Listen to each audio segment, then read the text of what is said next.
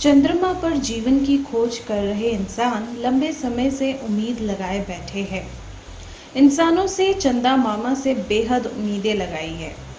इंसानों ने चंद्रमा पर बस्तियां बसाने और ना जाने क्या क्या उम्मीदें लगाई है। इस सब के बीच एक चीज बेहद जरूरी है, खेती। खेती करना जिससे जीवन का संतुलन बना रहे, क्योंकि इंसान का जीवन को जीने के लिए ऑक्सीजन और पौधों को जीने के लिए कार्बन डाइऑक्साइड की ज़रूरत है।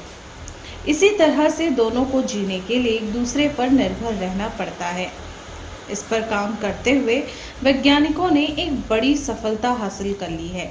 विशेषज्ञों ने चंद्रमा की मिट्टी पर एक पौधा उगा लिया है। चंद्रमा की मिट्टी को अमेरिकी अंतरिक्ष एजेंसी नासा के अपोलो मिशन के दौरान लाया गया था। इस सफलता के बाद अब अंतरिक्ष में बस्तियां बसाने का इंसानों का सपना साकार होता दिखाई दे रहा है। एक शोधकर्ता का कहना है कि हम चंद्रमा पर मौजूद मिट्टी का इस्तेमाल वहां पौधे उगाने के लिए करें। इससे पहले जो भी शोध हुए हैं उनमें चंद्रमा की मिट्टी का इस्तेमाल जीवों आदि के लिए किया था, न कि उन पर पौधे उगाए गए।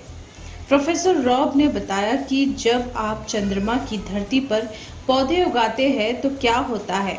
इसका पता लगाने के लिए टीम ने सबसे पहले ट्रेस के बीज चंद्रमा की मिट्टी में उगाए।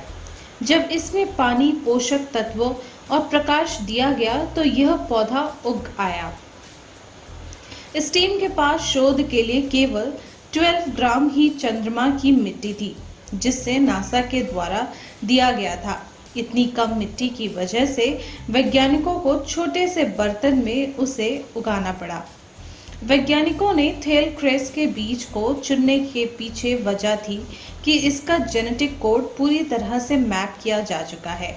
इसकी तुलना करने के लिए वैज्ञानिकों ने धरती से ली गई मिट्टी में भी इसको उगाया है। इनमें वह मिट्टी भी शामिल है जो मंगल ग्रह की तरफ से है।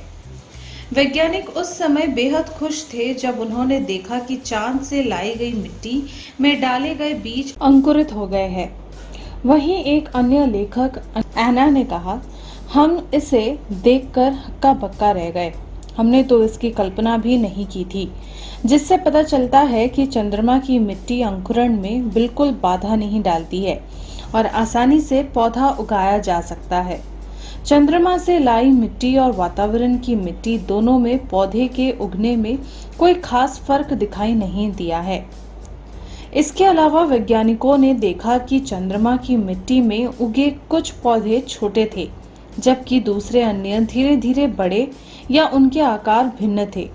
नासा ने अपोलो प्रोग्राम को 1961 में लॉन्च किया था।